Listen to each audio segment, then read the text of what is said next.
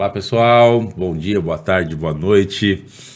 Eu estou aqui com meu amigo Marcelo Queiroz, deputado federal. Aqui quem fala é o Matheus Laiola, sou delegado de polícia, deputado federal pelo Paraná.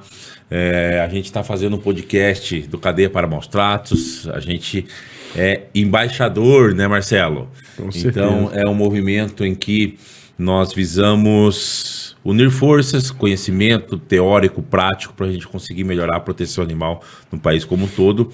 E hoje o bate-papo aqui é com o meu amigo, uma excelente pessoa, excelente profissional, Marcelo Queiroz. Se apresente, meu amigo. Primeiro, uma honra estar aqui contigo, meu irmão Matheus. Esse é o super deputado, super delegado, super amigo que eu ganhei para a vida.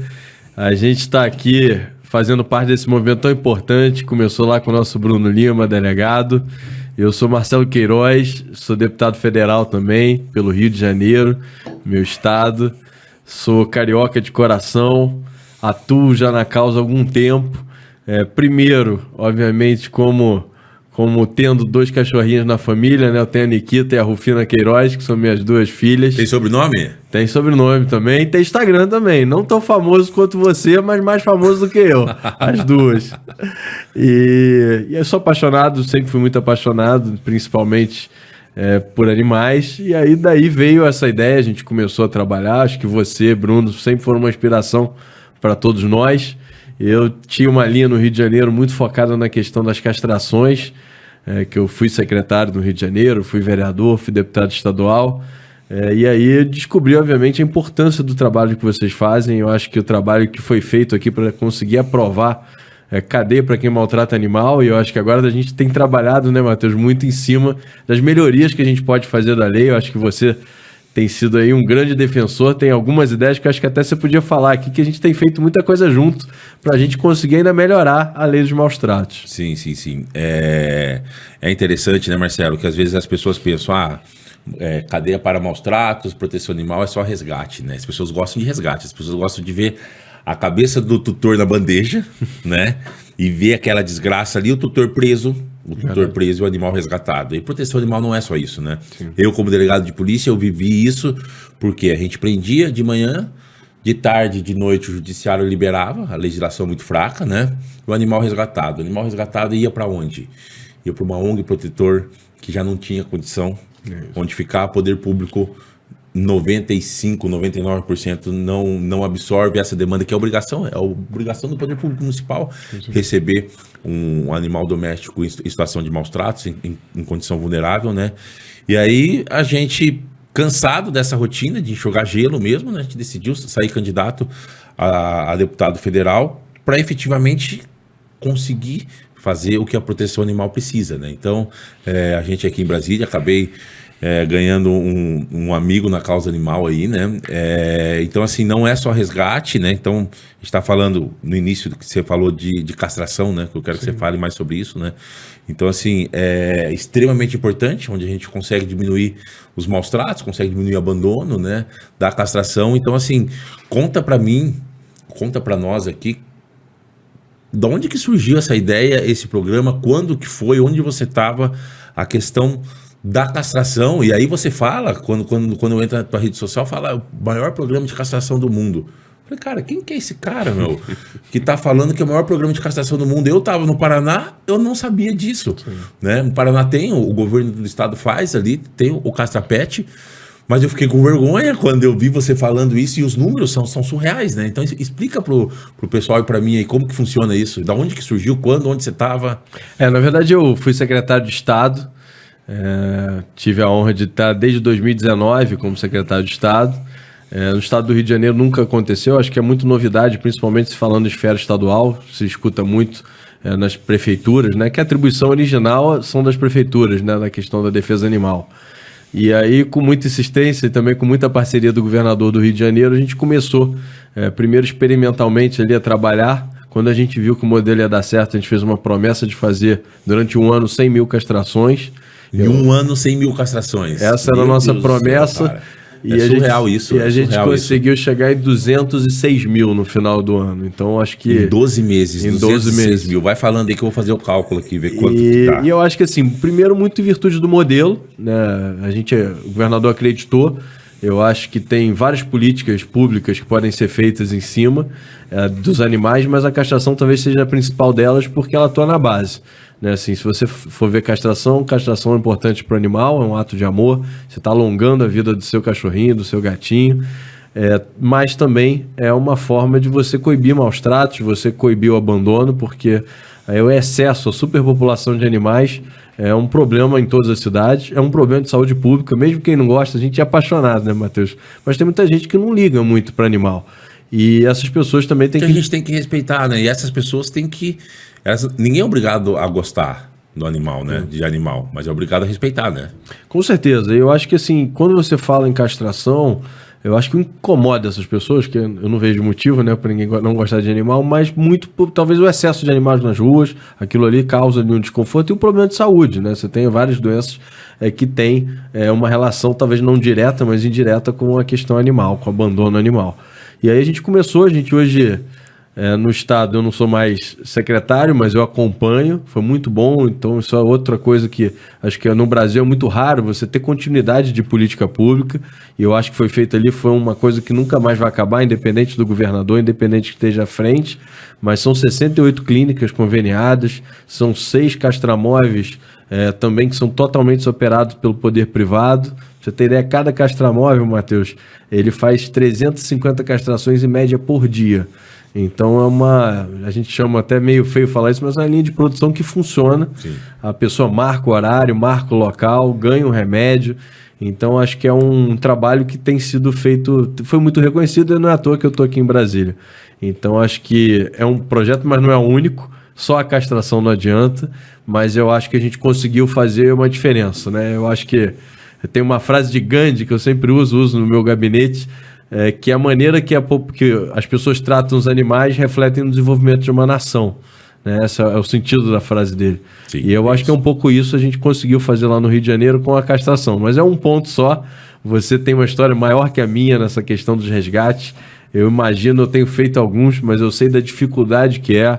Eu tenho tido também, como você delegado, mas queria agradecer aqui a toda a classe policial do Rio de Janeiro, que tem, eu não sou delegado, então quando você faz um resgate você tem que ter ali alguém acompanhando, porque não é algo simples. Isso é uma dica também que a gente deixa aí para muita gente. Não adianta fazer o resgate por fazer. Todo resgate que você faz, que todo mundo aqui está nessa mesa faz, ele é muito pensado antes, você tem que entender que você tem que ir lá, você tem que saber quais são os seus direitos, o que você pode fazer, o que você vai fazer com o animal, quais são os custos posteriores que você vai ter com esse animal, quem vai ficar, se a prefeitura tem estrutura. Então acho que também é uma coisa que a gente conscientizar quem está em casa. Sim. Não adianta sair fazendo resgate e jogar mais um problema para o poder público. Acho que tem que fazer com organização. Eu acho que isso você pode dar uma aula aí pra gente. Sim. Chegou atrasado, mas chegou. Nosso amigo Guga. Guga, se apresente aí, chegou atrasado porque estava no outro compromisso lá na Câmara, né? Então se apresente aí, o microfone é teu e vamos que vamos. Bom dia, boa tarde, boa noite. Né? Delegado Matheus, bom dia, deputado Marcelo. Para mim é de grande relevância e estou muito honroso de participar dessa corrente do bem, né? E a gente sabe a dificuldade que a gente vem tendo na nossa cidade. João Pessoa... Você é da onde, Guga? Se apresente aí. Sou de João Pessoa, da Paraíba, né? E lá a gente, 1 ano e 8 meses de mandato, a gente não tinha nada, deputado, relacionado à causa animal. Né? Não tinha ninguém que defendesse, nenhum parlamentar que levantasse essa bandeira. Mas graças a Deus, desde o dia que eu assumi, a gente vem desempenhando o papel lá, defendendo os maus tratos, trazendo políticas públicas. E a gente hoje já, graças a Deus, já vem avançando. Hoje a gente tem já um castramóvel, que era um sonho da população há muito tempo. E quando eu vim em Brasília e consegui o recurso e divulguei nas minhas redes sociais, eu levei uma surrada de lapada, que era mais um que estava mentindo. E graças a Deus a gente conseguiu entregar. Conseguimos também entregar a primeira clínica PET, né, na Paraíba, a 4ª no Nordeste. Então, assim, agradecer ao prefeito por ter essa sensibilidade, por ter escutado a nossa demanda, ter escutado a população da nossa cidade, que também era uma coisa que não acreditava, E a gente conseguiu entregar agora em abril, dia 28 de abril, entregamos essa grande ferramenta. Vamos entregar outro castramóvel daqui a 90 dias, né? E vamos também entregar outra clínica, que vai ser o Hospital Público Veterinário, né? Em junho de 2024. Então, assim, conseguimos a diretoria do bem-estar animal, na Secretaria do Meio Ambiente. Hoje, no nosso gabinete, a gente vai para a rua fazer o resgate, é aquilo que o deputado Marcelo disse. Hoje a gente se depara porque não é só fazer o resgate. O pós-resgate... É muito mais difícil, é muito mais difícil. É muito mais difícil, a despesa é muito alta. Você vai pra rua, então? Vou pra rua. Não sou delegado como você, mas faço de polícia e vou atrás de quem faz esse ato cruel para que a gente possa, já que os animais não podem falar, a gente tem que cumprir nossa missão, que é defender eles e poder botar essas pessoas onde eles precisam, que é na cadeia. Guga, você como vereador em João Pessoa, na Paraíba, quando você entrou, não tinha praticamente nada de política pública de proteção animal liderada por um parlamentar ali na Paraíba. Na verdade, não tinha nada. Para você ver, na Câmara Municipal de João Pessoa só existia 4 leis na história da Câmara até hoje. Caramba. Até 2020. Em 2021 a gente assumiu. Hoje a gente já tem 35 leis, né? Que foi da nossa autoria. Eu sou o parlamentar, o vereador, que mais destinei emenda no Nordeste para a causa animal. Então a gente vem desempenhando esse papel e vem cobrando ao poder público, vem cobrando a sociedade que possa fiscalizar junto com a gente, possa ir lá nas minhas redes sociais e denunciar que a gente está lá para que a gente possa fazer esse papel e poder defender esses anjinhos de 4 patas, que é o que a gente quer, e poder mostrar às pessoas que o animal é vida, o animal não é uma coisa. Você que tem animal, às vezes se muda da sua casa, descarta como se fosse um copo descartável, jogando um problema para o poder público, né? E isso não é uma coisa certa. A gente sabe que isso é um crime e que a gente vem fiscalizando lá em João Pessoa para que a gente possa combater isso, que graças a Deus já vem dando aí resultado. Conseguimos já mais de 4 pessoas apreendidas, né? E, felizmente a lei a gente leva para o poder público, a polícia prende, mas existe brecha e aí no dia o cara tá lá rindo da nossa cara. Mas a nossa parte a gente faz, né? Nossa parte a gente vem fazendo. E aí com vocês agora, graças a Deus, aqui na Câmara Federal, com certeza vocês vão dar mais rigor, arrochar mais essas leis para que a gente possa deixar esses criminosos lá no canto que eles merecem. Arrochar, para quem não sabe o que é. Tem gente que fala, mas o que esse Guga tá falando? O que é arrochar? O que é, Guga? Arrochar é fazer a lei não ter brecha, né? Sim, deixar mais rígida, mais né? rígida, mais rigor, né? Com mais rigor para a gente poder deixar essas pessoas onde eles merecem. E o interessante, assim, a gente tem, quando fala em lei, a gente tem 2 situações. Melhorar o que já tem, né? Ou seja, tem, por exemplo, a lei atual. Recolhe para o sistema penitenciário quem pratica maus tratos contra cão e gato, mas e o cavalo, e o animal silvestre? Então a gente tem que aumentar. Então, lá em João Pessoa, tem que ser para todas as espécies, né? Só que aí tem a questão da bancada ruralista, que não deixa. Enfim, lá em João muito Pessoa, difícil, né? O crescimento de animal de grande porte é o que vem sendo um maior problema. A gente hoje faz quase 5 resgates por semana. Então a gente hoje pegou essa bandeira e teve a coragem de dialogar com os carroceiros. Já estamos na 3ª etapa. A primeira etapa foi cadastrar todos os carroceiros que estavam em João Pessoa. A segunda etapa foi chipar os animais e poder ofertar outro meio de trabalho para eles, né? Quem quiser sair dessa profissão, como pintor, marceneiro, a gente ofertou. E a 3ª fase, que agora daqui a 90 dias vamos entregar, que é as bicicletas elétricas, 40, para que a gente já faça gradativamente já a retirada de 40 animais, né, que vem sofrendo. E aí a gente teve um acordo com o presidente dos carroceiros, que aí a gente deixou, enquanto a gente não tire todos do risco, né, desse sofrimento, a gente fez um acordo para que ele não pudesse mais carregar metralha, né, o animal só pudesse trabalhar 4 horas por dia. Uma transição ali, né? E a gente está monitorando isso E graças a Deus vem dando certo. Aqueles que ainda é atrevido e quer passar dos limites, a gente está fazendo fiscalização, fazemos blitz 2, 3 vezes por semana, né, para que a gente possa combater isso. Mas a maioria é adepta, né? Adepta, A maioria é adepta. 88% ficou muito feliz, são pai de famílias que precisa do seu sustento e a gente vai dar a ferramenta para que ele possa sustentar a sua família. E só para o pessoal entender, essas carroças eram usadas para trabalho, para carregar peso? Para carregar quase 1 tonelada de metralha, meia tonelada de metralha. Então, assim, a gente primeiro fez conscientizou a população de não chamar, porque se você, deputados, não chama para tirar a metralha da porta da sua casa, ele não vai pegar. Então, a gente começou a multar essas pessoas que, depois de todo esse trabalho que a gente fez educativo, a gente está dando a multa a essas pessoas que se chamam, e o carroceiro, a gente pede, se for pego, ele descarrega a metralha aonde está, a gente chama o caminhão da Inlu de metralha, carrega a metralha da rua e leva o cavalo para o centro de apreensão, lá que tem lá no Valentim de Figueiredo, que é o centro que recolhe os animais. Então agora, ao invés de ser um cavalo, vai ser um cavalo de lata. De lata. Bicicleta E elétrica. Né, com caixotezinho direitinho, dado 100% gratuito. Foi emenda positiva nossa. Que legal. Né? E ainda faz bem para a saúde, né? Que a pessoa tem que fazer o exercício físico. Não, muito legal. E assim, a gente tem um projeto de lei aqui visando acabar com a atração animal. Sim. Só que a gente tem que ter o bom senso também, que é o que vocês estão tendo, que não é simplesmente criminalizar o carroceiro. Não é esse o objetivo, né? O objetivo é ter essa conscientização aí e dar uma oportunidade para o carroceiro, que a imensa maioria não gostaria de utilizar esse animal, mas é o único meio de subsistência, né? Então, essa conscientização... De filho, de pai para sim, filho. e você trocar e falar, cara, ó, você não precisa mais disso, a gente tem a solução aqui, né? E só que aí tem a questão do Poder Executivo, que para onde levar esses animais que estão sendo aposentados da carroça, né? Então, assim, é a obrigação da prefeitura. Né? Então, não é um trabalho só...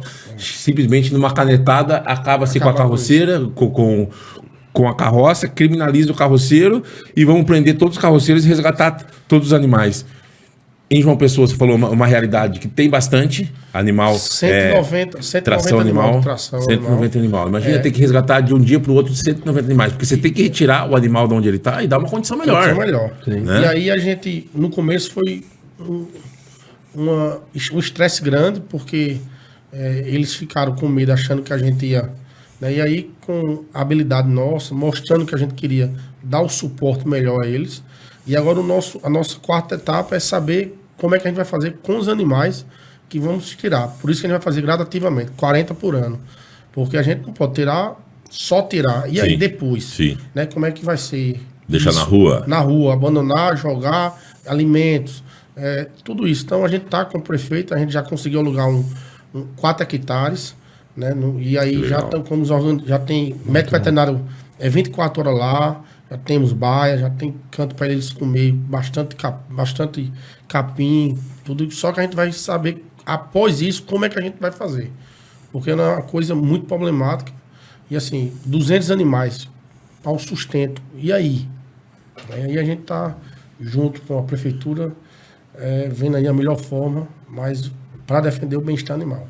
E, Marcelo, me explica uma coisa. Como que é a questão da atração animal no estado do Rio como um todo? Tem bastante? Tem demanda incrível, problema gigante. Já existem leis municipais tratando o tema, né? Eu acho que... Mas é um desafio à prática, né? Acho que você tem casos em Petrópolis, por exemplo, que é uma cidade, para quem não conhece, uma cidade turística, tem lá infinitas parcerias lá. Por exemplo, o turismo era feito antigamente à base de carroça. E já é também um exemplo de sucesso, conseguiu acabar. Na ilha de Paquetá, no Rio de Janeiro, também, quando eu fui vereador, conseguimos, com a ajuda da prefeitura, também transformar em carros elétricos. Teve até ajuda de empresa privada, mas o problema é infinito. O problema é muito grande ainda. Eu acho que o principal problema foi o que você falou, é onde botar, para onde vão os cavalos, quem sustenta esse custeio, como proteger. As leis, por exemplo, também para captura de animais, deve acontecer no estado de vocês também, muito cavalo abandonado nas rodovias, principalmente nas rodovias que ligam, né, os grandes centros urbanos para as áreas rurais, que é um perigo para a população. Mas a lei também é um pouco, de certa forma, arcaica, né? Que é como se fosse um objeto, né? Ali o cavalo ele é pego, leva para um curral privado, é leilão do cavalo, então... mas a gente também tem que entender a realidade. Eu sou, acho que, um cara muito pé no chão, eu acho que nós três aqui, acho que é um perfil do grupo. Quando eu falo em castração, nosso Guga aqui fala na questão dos cavalos, nosso Matheus fala no resgate. Eu acho que a característica também a gente faz sem tentar prometer e sem falar que nós não somos super-heróis.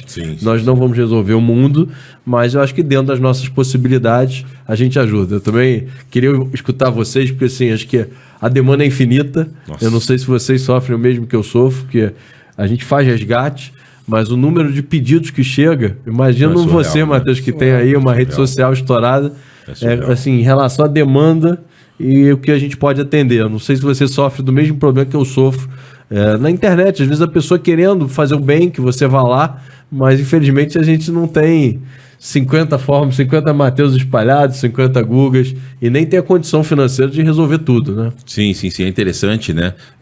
Esclarecer que questão de pedido de resgate, né? A gente recebe dezenas, centenas, né? E as pessoas começam a marcar e tem que fazer alguma coisa, né? A função, e dentro de vista da nossa legislação, a função de prover o bem-estar animal de um animal doméstico, um cão e gato, por exemplo, um cavalo, uma situação que a gente tem também frequente, do poder público municipal. Executivo, né? Executivo. Então, assim, a população tem que cobrar Secretaria Municipal do Meio Ambiente, cobrar prefeito, e cabe a gente, como parlamentar, fiscalizar o cumprimento dessa lei, né? Só que as pessoas, muitas vezes, acham que a gente elegeu o Matheus, o Guga, o Marcelo, eles têm que fazer resgate. A gente faz também, a gente trabalha para isso também, mas a função primordial é incomodar o prefeito e a prefeita ali da cidade para que eles façam política pública. Volto a falar, a função nossa precípua é fiscalizar o cumprimento da lei, né? E legislar. Mas nunca, pelo menos eu nunca que eu vou me furtar de tentar fazer uma ação, tentar fazer um resgate, ver. Aí vem o fardo mais pesado da ONG, o protetor, que pode ajudar. Depois a gente vai ver como que a gente vai fazer. Cara, a gente já fez dezenas de almoço, jantar beneficente e divulgar rifa, e agora com emenda. Então, assim, a gente tenta fazer, só que assim, quanto mais a gente faz, maior é a demanda, né? Maior a demanda, e se a gente não faz nada, ninguém pede, ou quase ninguém pede. Se a gente faz um pouquinho, já começa, você fez esse, então tem que fazer também, né? E se a gente faz bastante, é o caos. A gente tenta fazer isso, mas assim, muitas vezes as pessoas cobram de maneira equivocada, por falta de conhecimento, porque a gente posta ali como deputado, posta uma ação, fala, não, se ele tá resgatando, então ele tem que resgatar, a obrigação dele, né? E a gente vai fazer de tudo pra fazer a situação. E nem sempre é simples, né? Vocês devem ver isso que eu vivo também. É muito difícil. Aí você vai fazer um resgate, às vezes, pra salvar um cachorro, chega lá, tem 10. É muito difícil. E aí você não pode abandonar o barco. É muito difícil, né? E o pior, Matheus, é a demanda, que é enorme. E assim, e a gente, vou falar de João Pessoa, uma cidade que não tinha políticas públicas nenhuma. Hoje tem 2 anos que a gente levanta essa bandeira. E graças a Deus hoje a gente já é referência no Nordeste pelo trabalho nosso, da nossa equipe, do prefeito também ter ajudado muito. Mas assim, não temos... Vamos para uma ONG, a ONG diz, se eu for fazer esse resgate com você, eu perco de custear, o povo não vai me ajudar porque foi fazer com o vereador Guga. Então, assim, muito o vereador difícil. Guga não pode resgatar 13 animais por dia. Não tem como. Chegou o mês, Marcelo, deu pagar 20 mil reais no meu cartão e ficar sem salário. E se você resgatar 20, 30, 40, 50 por dia, mesmo assim, não vai dar conta. Não vai dar conta. Vai ter gente que vai falando, mas eu mandei mensagem e ele não respondeu. Ele não pode. Né? Então, assim, fica uma situação muito difícil. Então, o que a gente, é o que você falou, o que a gente, como vereador, como deputado federal, é a gente cobrar do poder público, é colocar leis, né? E a gente poder fazer a nossa parte, que a gente faz, e que, às vezes, quando a gente não faz, a gente corta o nosso coração. Mas a gente não tem, a gente vai levar para onde? Né? Vai colocar onde? Porque a demanda é muito grande. Lá em João Pessoa é 35 mil animais de rua. E tem que tirar de um lugar para colocar num lugar Colocar melhor. melhor. Não, e outra que é Não isso é a só gente resgatar por resgatar. Sim. tem feito aqui, né, Matheus? A gente tem trabalhado bastante, que eu acho que também é a questão da gente conseguir não só a questão da prisão, mas também da pessoa que cometeu o crime também tá ajudando financeiramente. Sim, Porque mexer no a pessoa- bolso, né? Que é mexer o no órgão mais bolso, sensível que porque tem, né? Eu costumo todo mundo falar. aqui já deve ter feito ali um resgate. A pessoa vai, maltrata o animal, vai presa, o cachorro precisa de um tratamento, 2, 5, 10 mil reais, e aí o custo não fica com o infrator. Então acho que essa talvez seja uma das grandes mudanças que a gente tem que defender aqui em Brasília, esse movimento como um todo, né? Cada um tem feito aqui, o vereador na esfera municipal, tem deputado estadual, tem deputado federal, então acho que tem secretário. Então tem muita gente aqui nesse movimento que eu acho que tá tentando entender. Eu acho que todo mundo aqui tem, cada um, uma especificidade em relação ao lugar, mas o problema é muito parecido. Sim, e Marcelo, é o seguinte, depois eu vou fazer a mesma pergunta. Qual que foi o caso mais chocante que você atendeu? Eu sei que você tem um viés, a questão da castração, que é referência no país, referência no mundo, tudo, mas você fez alguns resgates, né? E desses casos, fale para nós aí qual que foi o caso que mais te chocou, mais te marcou. Na verdade, assim, o que eu tenho mais marcante, principalmente nesse último momento, foi a questão de zoofilia. Sei Exato, que a né? gente tem feito porque, primeiro, é uma coisa muito pesada, é uma coisa fora do meu ponto de vista, da normalidade. A gente recebeu... Explica o que é a zoofilia, que tem essas pessoas, né? Zoofilia é um abuso sexual, né, que o humano comete com o animal. No caso do Rio de Janeiro, a esposa, né, a ex-namorada, ex-ficante, né, desse acusado, né, que mandou um vídeo, né, então a polícia recebeu esse material. Eu também fui acionado em virtude do vídeo, e o vídeo impossível de divulgar, também tem esse problema, né? Muitas vezes nossas redes sociais a gente evita porque não tem sentido, a gente tá até uma doideira dessa, não tem que ser divulgado. E aí você vendo, você não acredita que existe alguém que seja capaz daquilo. E uma coisa, Matheus, que marcou muito, a gente foi até a casa do sujeito, prendeu o sujeito, o cachorrinho hoje está numa casa maravilhosa, eu fico acompanhando ali, boto nos favoritos no Instagram, para você ver como... É aquele American Bully? Era um cinza, né? E aí você vê assim como a vida dele mudou. Só que o que mais me chocou nesse resgate foi quando você estava com lá a pessoa presa e chegou o pai da pessoa que foi presa. E aí você vê ali ele não entendendo o que tinha acontecido com o filho, e aí você imagina que é para um pai saber que o filho comete zoofilia. Eu acho que nunca na cabeça daquele pai ele imaginaria que o filho dele fosse capaz de cometer isso. Acho que talvez seja mais grave que vários crimes, né? Porque você é uma coisa bárbara.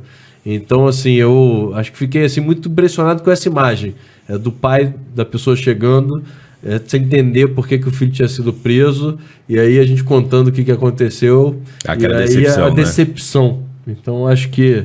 porque tem muita questão do animal, mas tem muita questão humana também. Você vê como isso é capaz de destruir famílias, né? Então, eu acho que a gente tem que trabalhar. Você é uma referência incrível. Aliás, depois eu tenho uma pergunta para o Matheus, Guga, que é o seguinte: lá no Rio de Janeiro todo mundo acha o Matheus muito bravo. Depois pergunta. Não, então foi o caso de zoofilia, né? Senão... Isso. Esse acho que foi o principal, principalmente por essa cena final ali, que eu acho que foi uma coisa que marcou minha vida, assim, da decepção do pai. Né? E aí, por outro lado, também a felicidade do cachorrinho hoje, uma nova casa. Aí você vê também como você consegue mudar vidas. Eu acho que o que turbina aqui nossos mandatos, diferente de outras causas, eu acho que a nossa causa é uma causa muito nobre.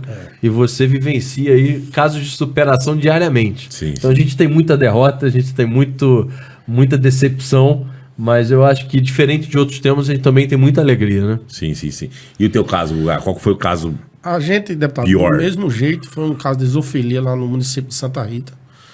Interior da Paraíba? Não, na metropolitana.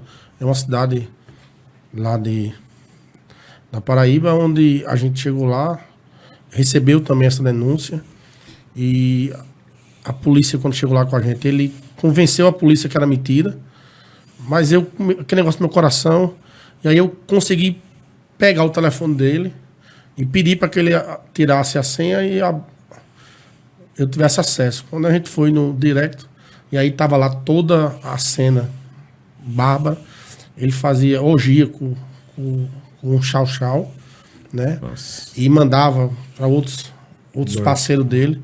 E se você ver a situação que eu peguei um animal, quando a gente conseguiu pegar o animal, ele já ficou na posição que ele usava Que é isso, o animal. Ele já que ficou. isso. E aí aquilo ali me chocou, eu saí desesperado. Nossa. Mas conseguimos prender ele. E se você vê um animal como está hoje, coisa mais linda do mundo. Impressionante. Né? Conseguimos castrar, cuidar, e depois a gente fez a adoção para uma tutora que não tem filho. O animal é um filho, de fato, para ela. Só moram eles dois. O cachorro dorme no ar-condicionado, tem sua cama. Tá? Quando você enxerga que você tirou aquele animal daquela situação e vê, como o deputado Marcelo disse, vê a situação que ele se encontra hoje, que dá uma alegria, que é um espinafre para você seguir em frente. As decepções que a gente vê, que a gente tem por ter, às vezes, pegar os infratores, esses caras que cometem crime, e a justiça não faz o papel que é para fazer, mas quando a gente vê uma situação dessa, a gente vê que a gente precisa seguir em frente, porque Todo dia, né? todo lutar dia, aí. bicho, lutar, porque assim, é uma coisa tão linda, o animal é a coisa mais linda do mundo. A gente tirar ele daquele sofrimento, a gente conseguiu prender o cinto, um bocado de safadeza que eles... Então, assim, tomei, a gente conseguiu levar, era primo de um prefeito de lá da cidade, E na cidade deve ter sido várias assim, pessoas algo... ligando, tal, eu não atendo ninguém, meu irmão. Aqui, ele fez o crime, não fiz, tá aqui, tá a prova, aí você vai responder com a justiça e com o juiz. E aí a gente soube que ele, no outro dia, foi solto pela doença de custódia, Essa mas audiência de custódia que é horrível, horrível, uma pouca vergonha, mas a assim, gente ó. conseguiu tirar o animal, né? E hoje o animal tem uma qualidade de vida extraordinária. Então, pra gente é assim, só gratidão a Deus por ele poder dar essa oportunidade de a gente salvar mais vidas e poder fazer esse resgate que fica marcado, né? E aí ele teve que se mudar do bairro que ele morava, que a população queria lixar ele e tudo. E aí, assim, eu tenho certeza que ele não vai mais cometer esse ato que a população cobrou mesmo, foi pra cima para poder... E Guga, esses casos de zoofilia, acho que é o que gera mais revolta mesmo, dos casos que eu atendi também, alguns casos ali na Delegacia do Meio Ambiente do Paraná, mas tem situação que é muito mais complexo do que o ato em si. Uma vez nós recebemos um vídeo onde aparecia um homem realizando um ato sexual com uma cachorra no meio da rua, ali, né? E aí a gente foi investigar, a gente chegou no abusador. Quando a gente chegou no abusador, não tinha nem como ficar revoltado, bravo com ele, porque ele não conseguia nem se comunicar. Então era uma pessoa com uma doença mental, que assim, nós fomos conversar com os familiares, eles apresentaram todos os documentos médicos, laudos médicos, dizendo, ele é totalmente incapaz. Então assim, a gente fica, vai punir para prendê-lo, né? Então assim, ele não tinha consciência do que ele estava fazendo ali. Então assim, e não era migué dele 171, você via que ele você não consegue ter essa conversa, né? Então assim, muitas vezes eu como delegado de polícia investigando zoofilia, muitas vezes, não só uma vez nem duas vezes, a gente vê um distúrbio mental ali, uma doença mental da pessoa que não sabe o que está fazendo. Na maioria das vezes, acaba sendo safadeza mesmo, acaba sendo vagabundice. Que a gente pegou vagabundo sim, né? Mas assim, quando a gente descobriu quem era o abusador daquela situação ali que a gente estava investigando, falou, cara, que bom, agora a gente vai pegar, vamos pedir a prisão dele e tal. Mas aí quando a gente começou a conversar com ele, ele fala, meu Deus do céu, que situação, né? Aí a família inteira vive em função desse problema, dessa pessoa, né? Então, assim, é muito difícil, né? Porque, assim, e para justificar na rede social o porquê que a gente não vai pedir a prisão dessa pessoa, o porquê que a gente não prendeu. As pessoas querem a cabeça dos outros na bandeja ali, e o sangue escorrendo, né? Então, assim, pra gente chegar e ficar justificando, gente, ele não tem condição. Ele não sabia o que estava fazendo, mas fala, mas sabia sim. Aí tem os documentos, tem o remédio tarja preta ali, ou um monte de caixa de remédio, né? Então, assim, é muito difícil, né? A gente analisar friamente isso, né? E saber que cada caso a gente tem que analisar de maneira individualizada. Tem situação que a gente, assim, chega no caso, a gente não sabe quem que tá pior, o humano ou o animal. Ali, né? Entendeu? E não é simplesmente a gente chegar e dar a voz de prisão, como que a gente vai dormir depois, né? A gente chegar e criminalizar a miséria. Você chega no local ali, a situação é horrível, a família inteira passando fome. Ah, mas por que pegou? Talvez pegou uma situação que estava melhor, agora está desempregado, né? Então não dá para chegar e sair, nem tudo que reluz é ouro, né? Tem o ditado, né? Então você não dá para chegar e com base numa imagem falar, tem que prender. A gente tem que analisar. Quantas vezes, falando em imagem, quantas vezes a gente recebeu um vídeo do cachorro pele e osso lá. A gente chega no local lá, vamos prender. Aí chega lá o tutor, fala, ó, o cachorro tá com 18 anos, né? Tá sendo tratado assim. Eu poderia fazer eutanásia porque o veterinário indicou, mas ele tá velho, ele tá no final da vida. Então por isso que ele tá pele e osso. Quando a gente chegar, se a gente chegar aos 90, 100 anos, a tendência é a gente tá pele e osso, tá tudo caído, só as pelancas, né? Mas tá sendo medicado. Então não dá para simplesmente chegar e começar a querer tacar fogo em tudo e sair prendendo por prender. Eu recebi uma denúncia, deputado, lá na Torre, no bairro de João Pessoa, e a gente foi até lá, averiguar, e lá conseguimos enxergar que era maus tratos. Mas a situação, o cabo tinha uma situação financeira boa, perdeu pai e mãe, entrou nas drogas, depois entrou no crack, mas o lugar ele insalubre. Mas ele deixava de comer, mas tinha ração, tinha água dos animais. Sim. Então, assim, a gente prender para levar para cadeia, o que é que ia resolver? Sim. Ele precisava de um acompanhamento. Então, a gente recolheu os animais, eu chamei ele e perguntei, você quer se tratar? Você quer sair dessa vida? Sim.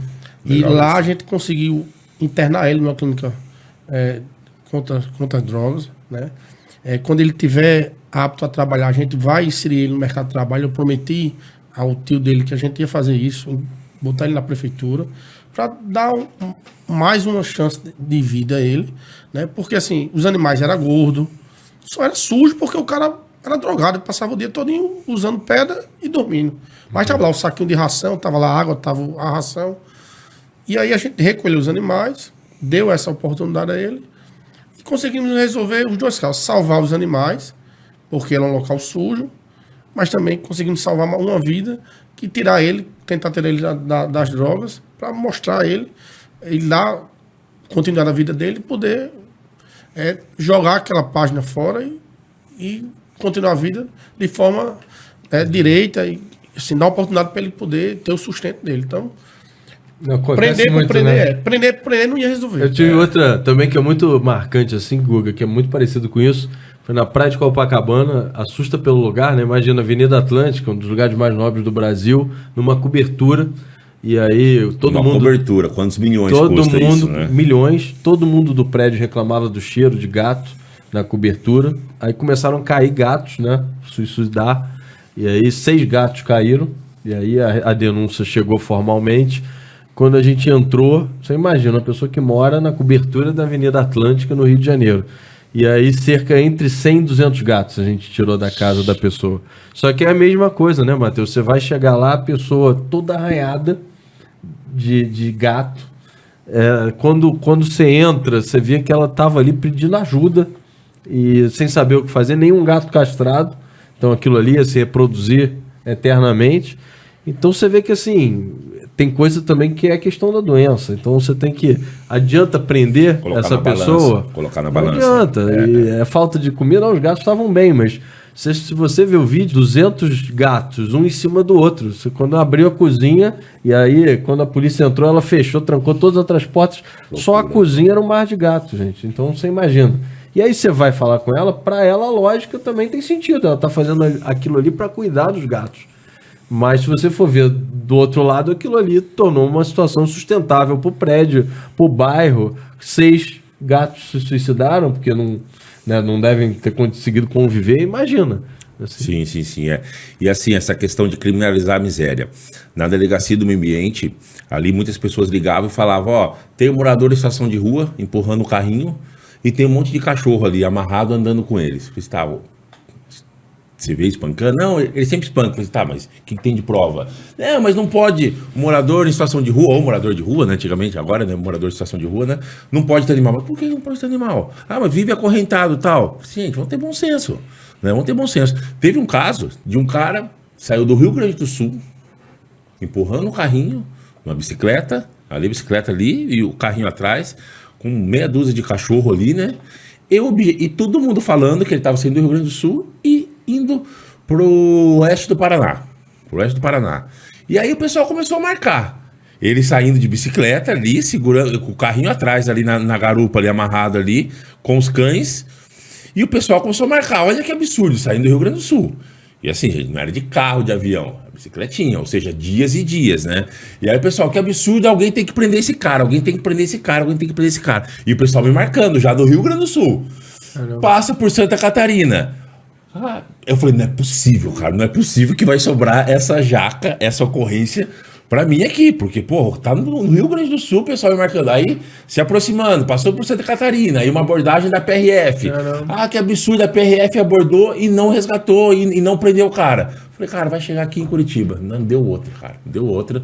Isso durante vários dias, né? Aí, todo mundo marcando em Curitiba. Falei, vou ter que ir, né? Então passou centenas de quilômetros. Ninguém fez o que a população queria que fizesse, que era prender, que é servir a cabeça dos outros na bandeja e resgatar os animais, né? Porque, conforme eles falavam, é um absurdo, porque ele maltrata os animais, os cães vão andando centenas de quilômetros e tal.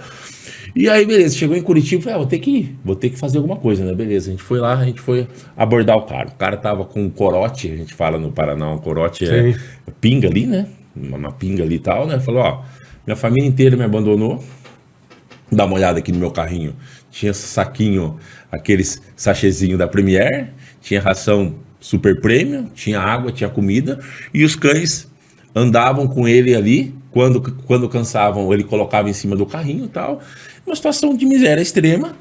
E aí, o que a gente fez? A gente falou, cara, você doa os animais. Você vê assim, o cara é completamente apaixonado pelos animais.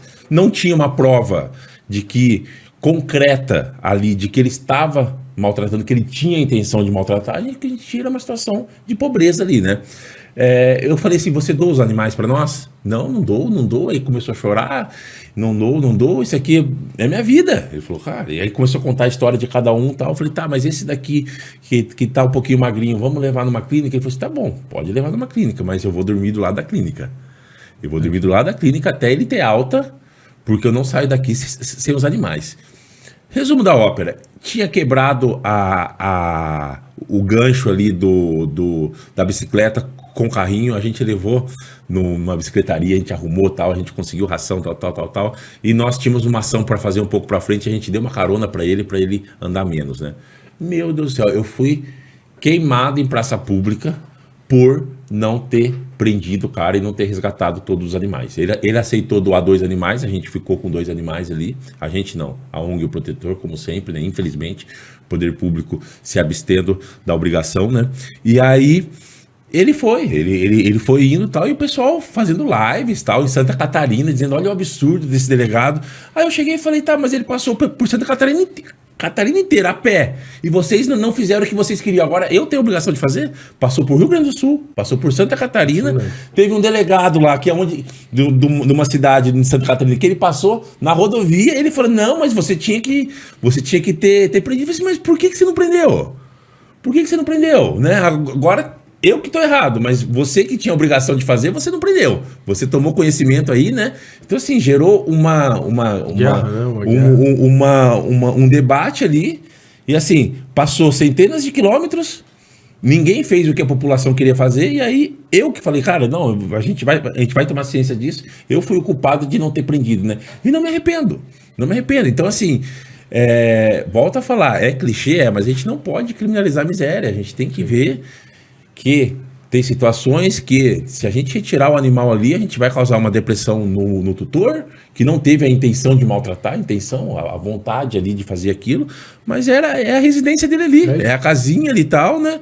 Então, muitas vezes o animal tá acorrentado ali no carrinho Por quê? Porque se ele ficar solto, às vezes o carro atropela, Sim. né? Então não dá para simplesmente aplicar o texto frio da lei sempre. A gente tem que analisar cada caso concreto e, o mais importante, ter o bom senso, né?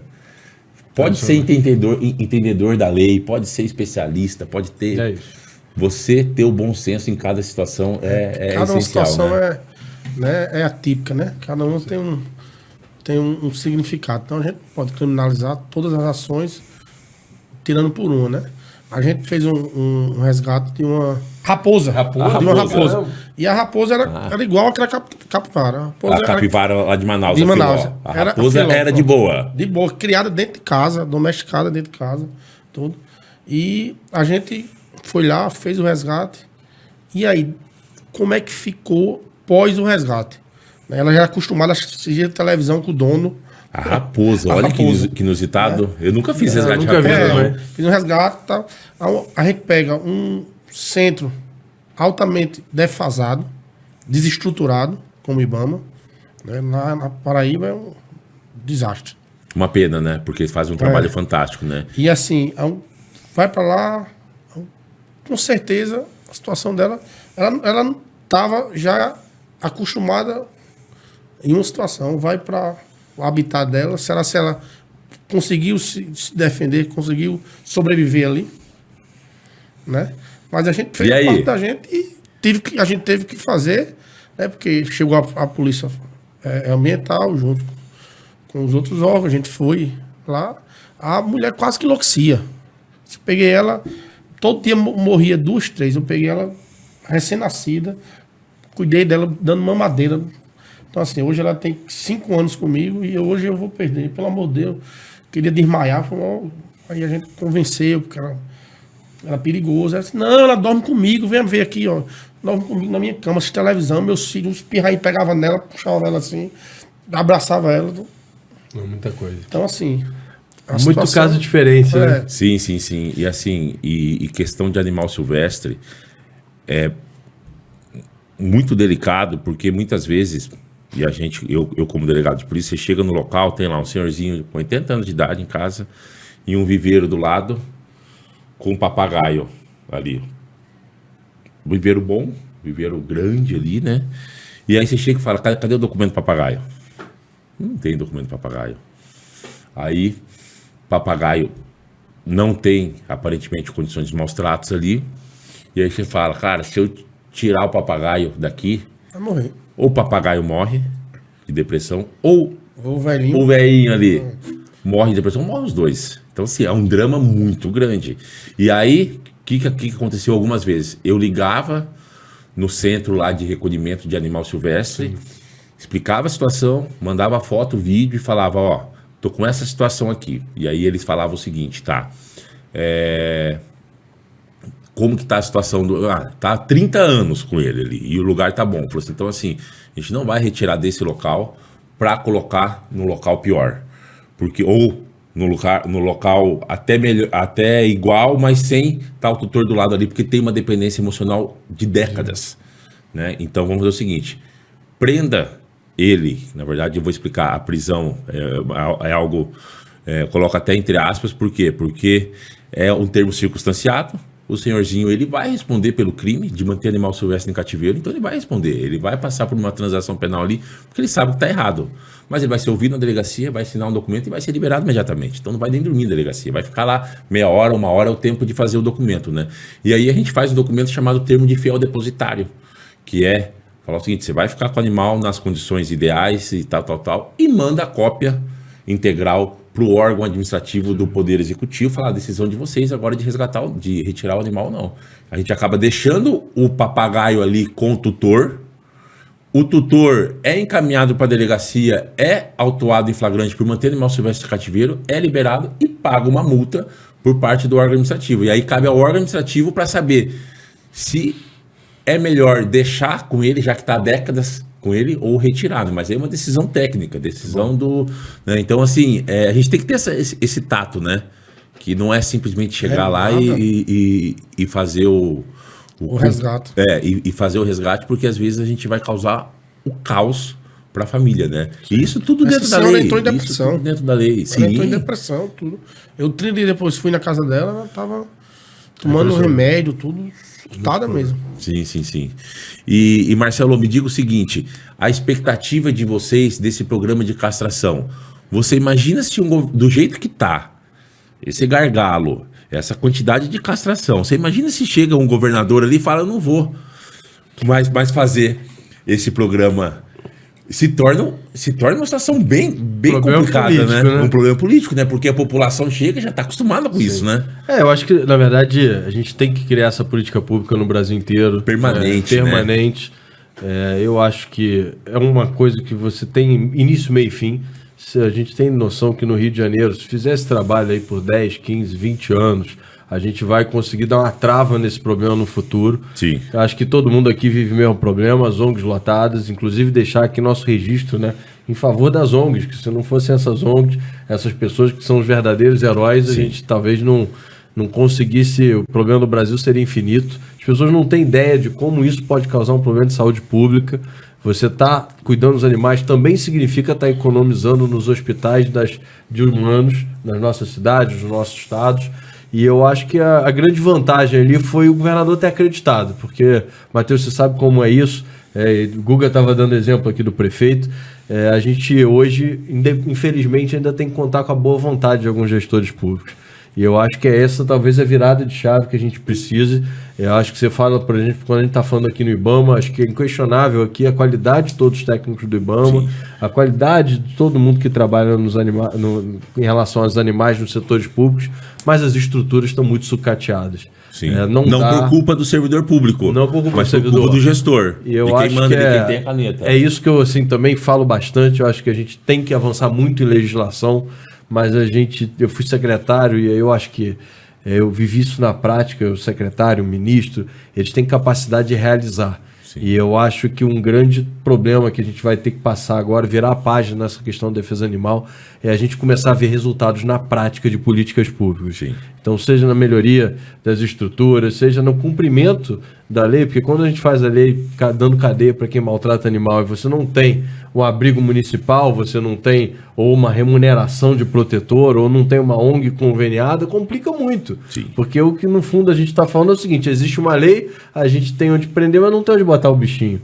Então eu acho que esse é um desafio que a gente vai ter nos próximos anos, de concretizar muito do que está no papel. Sim. Assim, tem muito avanço para ser feito na legislação, mas tem muita legislação que já existe que não tem na prática a possibilidade de sua execução plena. Sim, e a gente tem que trabalhar para que a lei que existe não seja revogada, né? Por exemplo, se a gente fechar os olhos por algum tempo... É isso. A bancada aqui no Congresso vai lá e libera a caça.